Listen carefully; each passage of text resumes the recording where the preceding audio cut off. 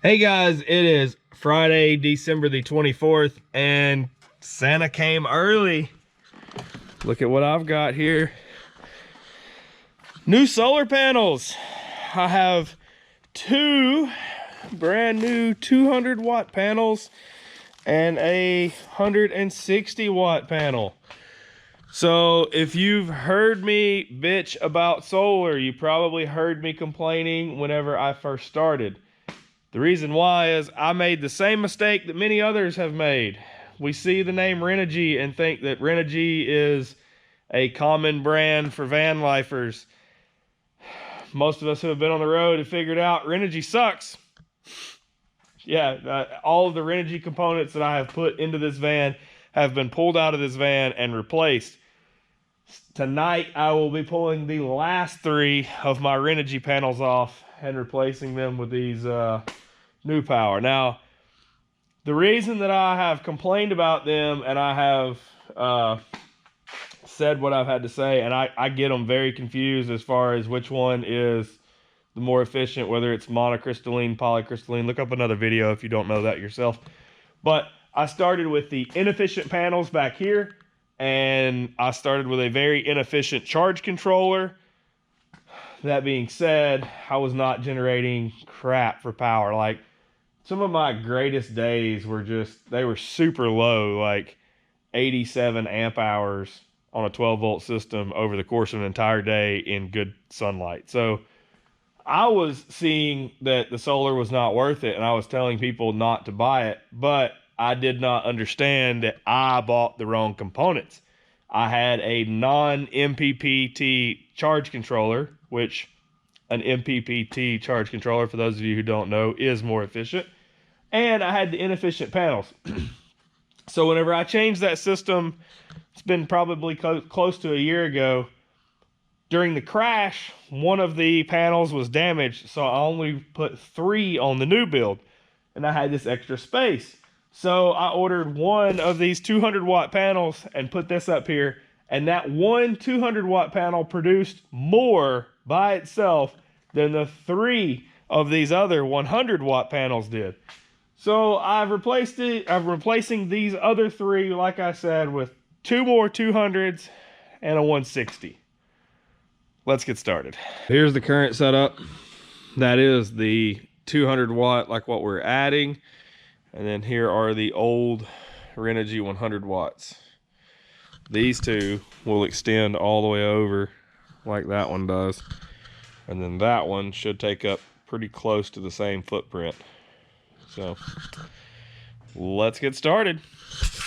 So I'm trying to tackle exactly how to do this because I already have holes in the van, and I was originally thinking that I was going to unbolt the solar panels from the feet that are attached to the van and then reattach the bolts, but I can't get my hand or a wrench up under there, so I have to actually take them off. And it's leaving me with a dilemma of I have holes in my van and I'm not sure how I'm going to address this because the panels are not going to bolt back in the same place. Those over there are, both of these, and I don't know if I'm going to be able to hit the holes again or not, but I did thread a screw in and they are still grabbing thread. So they're holding. This method is working. The self-tapping screw is literally holding just the sheet metal of the van. And then the polybutylene, however you say this, the polybutyl tape that you put up under it for water sealing works itself as a glue. So between that sticky tackiness and the threads holding what they do, I've had 0 issues, even with this large panel attached in just 4 places the same way. So that was a lot to say. Yeah, I've got to figure out how I'm mounting this and fixing these holes. I'm kind of thinking I'm going to take a little bit of this polybutyl and cram it down in the hole and then put some Flex Seal tape over it and then re-drill these out here. The main reason I was wanting to turn the camera on was to address this big mess of wiring that I have up here. that I've had all over my van, like all of this is just going to go away, because just to be blatantly honest, I didn't fully understand what I was doing whenever I did this. Well, I fully understood what I was doing. I didn't understand the benefits of wiring one way versus the other. So I had all of my panels hooked in parallel instead of series. Now the reason why I did this was because I had the older non-efficient panels, and if one panel is shaded, it draws all three of the panels down. Now these new ones do not work this way. They can be shaded in certain areas and it doesn't affect the rest of the array. But that was my reasoning for wiring this way, so that I could maximize the efficiency of these panels. But I had all of this crap up here, and the more connections you have, the more areas you have that are prone to fail. So somewhere back in there, I had an issue with one of those two connections, and that back panel I don't think has been registering at all for months. We were having issues with it whenever we were in Colorado. So yeah, so if you don't know, I just said all of that and didn't really explain.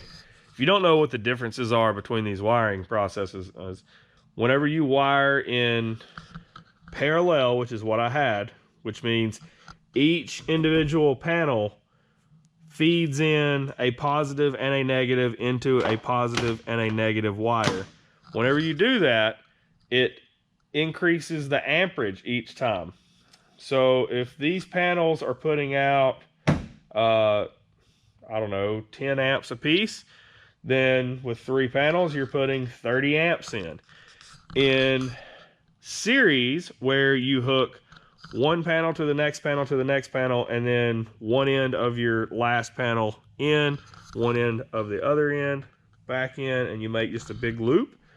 When you hook it up that way, it increases the voltage instead of the amperage. So you would still have 10 amps, but it would multiply your voltage, which is how you're allowed to run a smaller gauge wire to feed all of this into the van.